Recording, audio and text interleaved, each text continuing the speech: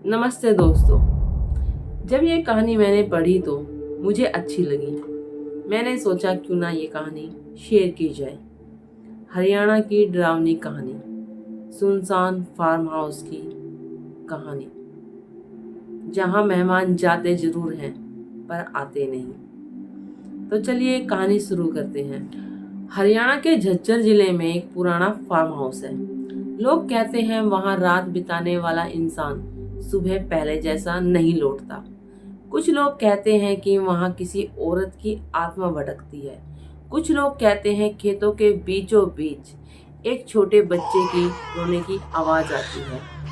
लेकिन 2023 में हुए हादसे ने उस पूरे इलाके को हिला दिया, क्योंकि उस रात फार्म हाउस में मौजूद 4 दोस्तों में से 3 तो वापस आ गए, पर चौथा दोस्त आज तक मिला ही नहीं। और उसकी आखिरी रिकॉर्डिंग में सिर्फ एक ही लाइन लिखी हुई थी, दरवाजा मत खोलना, वो इंसान नहीं है। कहानी की शुरुआत होती है इस तरह। सितंबर 2023, रोहतक के 4 दोस्त अंकित, रोहन, विकास और सुमित यूट्यूब के लिए हॉरर वीडियो बनाते थे। उनके चैनल पर लाखों व्यू आते थे। एक दिन उनके पास एक अजीब सा मैसेज आया। मैसेज भेजने का नाम नहीं था, बस एक लोकेशन थी और साथ में लिखा था, अगर असली भूत देखना है तो इस फार्म हाउस पर रात बिताओ। पहले तो उन्हें लगा कोई मजाक कर रहा होगा, लेकिन जब उन्होंने लोकेशन देखी तो पता चला कि वो जगह झज्जर और बहादुर के बीच है। पुराना फार्म हाउस था। उस जगह का नाम सुनते ही कई लोग चुप हो जाते हैं, क्योंकि वहां कई वर्षों पहले एक परिवार की रहस्यमय मौत हो गई थी। कहानी के अनुसार बताया जाता है कि करीब 20 साल पहले फार्म हाउस में चौधरी रणवीर सिंह, उनकी पत्नी और 7 साल की बेटी साथ में रहते थे। एक रात अचानक पूरे परिवार की मौत हो गई। पुलिस को कोई सुराग नहीं मिला। कमरा अंदर से बंद था, दरवाजा टूटा हुआ नहीं था, लेकिन सभी लोग मरे हुए थे। उसके बाद फार्म हाउस को हमेशा हमेशा के लिए बंद कर दिया गया। ऐसी कहानी सुनने के लिए चारों दोस्तों का उत्साह और बढ़ गया। उन्होंने फैसला किया यही वीडियो बनाएंगे। रात के लगभग 9 बजे उनकी कार कच्चे रास्ते से गुजरती हुई फार्म हाउस के सामने पहुंची। जगह बिल्कुल सुनसान थी। चारों तरफ खेत थे, दूर दूर तक कोई घर नहीं था और बीच में खड़ा था पुराना जंजर फार्म हाउस, जिसकी खिड़कियां टूटी हुई थी, दीवारों पर काई लगी हुई थी और मेन दरवाजे पर जंग लगा हुआ ताला लटका हुआ था। विशाल ने कैमरे में कहा, दोस्तों आज हम यहीं रात बिताएंगे। तभी पीछे से कुत्ते के रोने की आवाज आई। सभी पीछे पलटे, वहां कोई नहीं। उन्होंने ताला तोड़ा और अंदर घुस गए। अंदर अजीब सी बदबू थी, जैसे कई वर्षों से यहाँ कोई आया ही ना हो। कमरों में धूल जमी हुई थी, फर्नीचर सड़ चुका था, लेकिन सबसे अजीब बात, एक कमरे में रखा पुराना झूला जो अपने आप धीरे धीरे हिल रहा था। हवा हो गई, रोहन हंसकर बोला, लेकिन तभी अंकित ने खिड़की की ओर देखा। सभी खिड़कियां तो बंद थी, अंदर हवा का कोई रास्ता ही नहीं था। कुछ सेकंड के लिए कमरे में सन्नाटा छा गया, फिर सबने बात को नजरअंदाज कर दिया। रात गहरी होने लगी। करीब 12 बजे चारों दोस्त हॉल में कैमरा लेकर बैठ गए। तभी ऊपर वाली मंजिल से किसी के चलने की आवाज आई। सुमित बोला, ऊपर कोई है। सबने अपनी टॉर्च उठा ली और सीढ़ियों की तरफ जाने लगे। ऊपर पहुंचकर देखा तो पूरा फ्लोर खाली था, कोई नहीं था वहां पर, लेकिन धूल पर छोटी बच्ची के पैरों के निशान बने हुए थे। नंगे पैरों के निशान थे, ताजा निशान बने थे।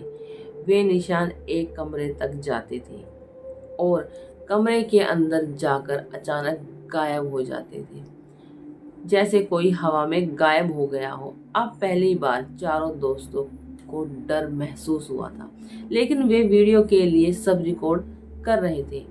करीब 1:30 बजे अचानक पूरा फार्म हाउस बिजली से चमक रहा था।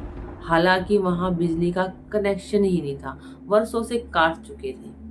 और उसी पल ऊपर से एक लड़की की हंसने की आवाज आई। वो हंसी इंसानों जैसी नहीं लग रही थी, जैसे कोई बहुत दूर से हंस रहा हो और साथ ही रो भी रहा हो। सुमित ने कैमरा उठाया और आवाज की दिशा में चल पड़ा।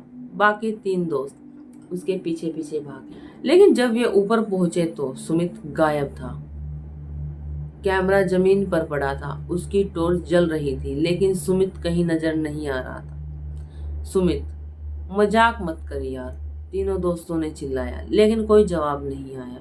तभी कैमरे की स्क्रीन पर अपने आप वीडियो चालू हो गया।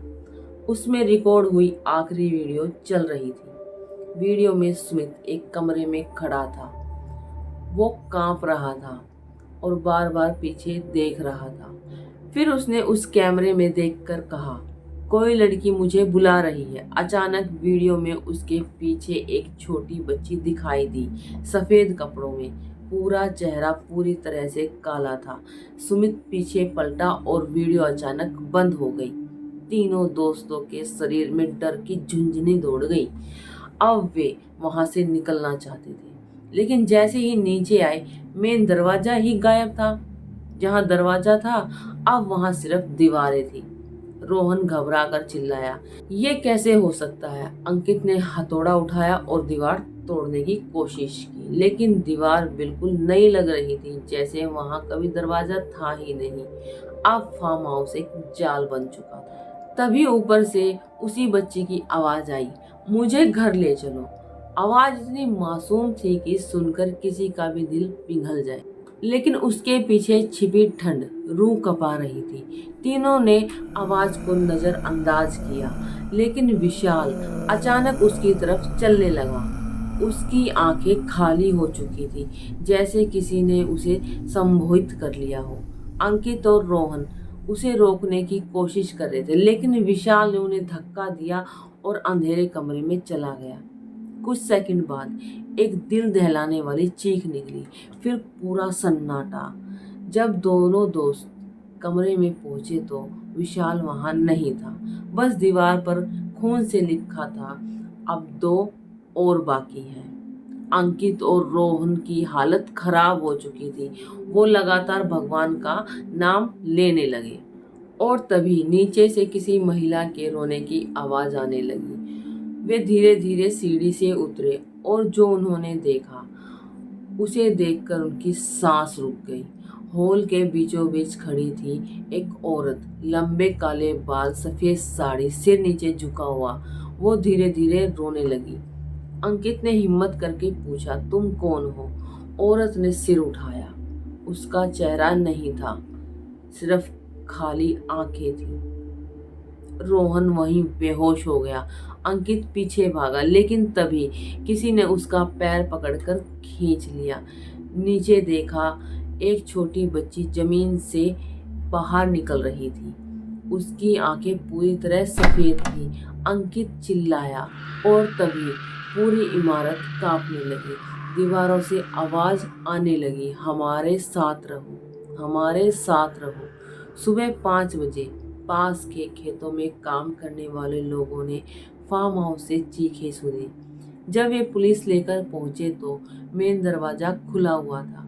अंदर सिर्फ रोहन बेहोश मिला। अंकित, विशाल और सुमित तीनों गायब थे। पुलिस ने पूरे इलाके की तलाशी की, खेत, कुएं, जंगल, नहरें, सब छान मारा, लेकिन उनका कोई पता ही नहीं चला। रोहन कई दिनों तक हॉस्पिटल में रहा। जब होश में आया तो उसे सिर्फ एक ही बात याद थी, वो बच्ची अभी भी वहीं है। और फिर उसने फार्म हाउस का नाम सुना तक नहीं। लेकिन कहानी यहीं खत्म नहीं होती। कुछ महीनों बाद पुलिस को सुमित का कैमरा फिर मिला, उसी कमरे में जहां वो गायब हुआ था। कैमरा पूरी तरह बंद था, लेकिन मेमोरी कार्ड सुरक्षित था। उसमें एक नई वीडियो मौजूद थी। समस्या ये नहीं थी कि वीडियो उस तारीख की थी जब कैमरा पुलिस वाले के कब्जे में आया था।